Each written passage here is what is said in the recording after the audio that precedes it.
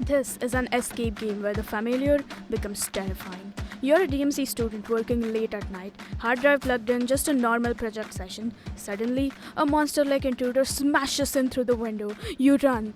Now your mission is clear. Go back, sneak past the monsters, and escape. You'll use everyday items and creative ways to survive. We went with a first person perspective for full immersion. We want the player to feel the panic. The main goal is to get the hard drive and get out. The side goals are to collect items, fight off enemies, explore hidden areas. The game's built in a realistic style to really ground you in that fear. The UI includes a main menu, an inventory, stamina, health bar, a mini-map, a timer, and a dialogue system as well. We used sound to guide players, creepy ambience, swooshes for dialogue, and a subtle sweep near key items. For the tutorials, we explored multiple channels on YouTube and also got help from our tutor Jason. Let me go over some tutorials I followed.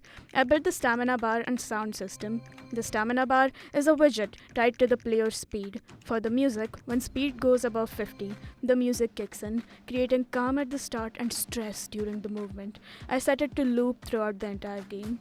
I created the main menu and the inventory system, and I used two fronts from Dafont, styled the menu using widget blueprints, added functional play and quit buttons using the on-click node, and placed an animated Mixamo zombie with lighting and camera for visual impact.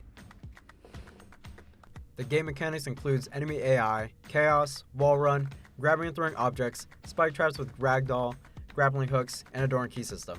For my first tutorial, I created an enemy AI that patrols, chases, and attacks. This tutorial includes setting up patrol routes by creating volume meshes, detecting the player using AI perception with pawn sensing, and transitioning between patrol, chase, and attack states. This is used for our monster to have something always stressing the player out. For my second tutorial, I created Chaos. This tutorial covers setting up explosions using Unreal Engine's Chaos and destruction system. It involves making meshes destructible by going into fracture mode, using radio force fractures to simulate explosive impact. This helps give the effect that the monster's breaking through the DMC and startling the player right from the get-go. For my third tutorial, I created a wall run and camera toe mechanic. It covers detecting walls using capsule collisions and adjusting the player's movement and gravity to simulate wall running and managing the duration and exit conditions of the wall run. This is used as a way for players to have a quick burst of speed, even faster than sprinting, to escape the monster while looking cool. For my fourth tutorial, I created a grab and throwing mechanic. This tutorial teaches how to use physic handles and involves detecting objects within reach by getting the world location, rotation, and forward vector. It also includes attaching them to a grab point and applying forces to throw them. This is so players can grab and throw random items such as monitors to attack and block the imposter. For my fifth tutorial, I created a spike and trap with ragdoll mechanic. This tutorial uses collision detection to trigger damage to the player and uses delay to control the spike trap's activation time. The tutorial also goes over simple ragdoll physics by making the player's character mesh simulate physics once damaged by the spikes. This was added so the player has even more to worry about than just a monster for damage. For my sixth tutorial, I created a grappling hook mechanic. This tutorial focuses on using line traces to identify grappling points and launching the character towards them. It also goes over gravity settings, cooldowns, and launching the character nods.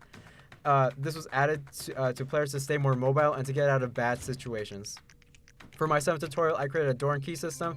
This tutorial explains how to set up a system where doors can only be opened if the player possesses the exact corresponding key. It involves using interfaces for communication between the door and key actors. This was added as the main goal for the entire game. The player has to find the right corresponding key that will set him free. For the inventory, I made a UI box that updates quantity when items are picked up. Items disappear when collected using a destroy actor node, and pressing T toggles the inventory UI, like this. I also attempted to add footstep sounds, but that was one problem I faced as the first-person character did not have feet to track and add footsteps to. I set up the dialogue system using a collision sphere around NPCs, triggered with the X key. The dialogue appears via a widget and plays sound on activation. NPCs are either guiding or misguiding players using clues tied to DMC locations. Fonts and colors match the main menu for consistency.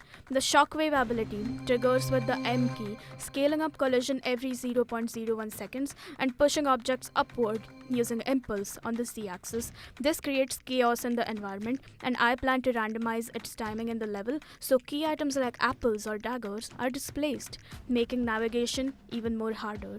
For the mini-map, I used an orthographic camera with a render target and UI widget. A green arrow shows the player's position, and red arrow, with the help from Jason, shows enemy locations for strategic planning.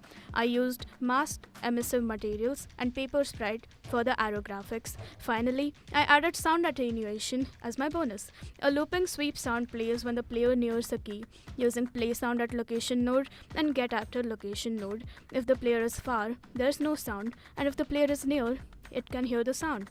This helps in leading the player using sound clues.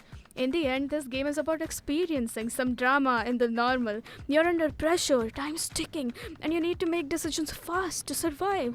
You're not just playing to win, you're playing to survive. One shot, one hard drive, and 5 minutes to make it out alive.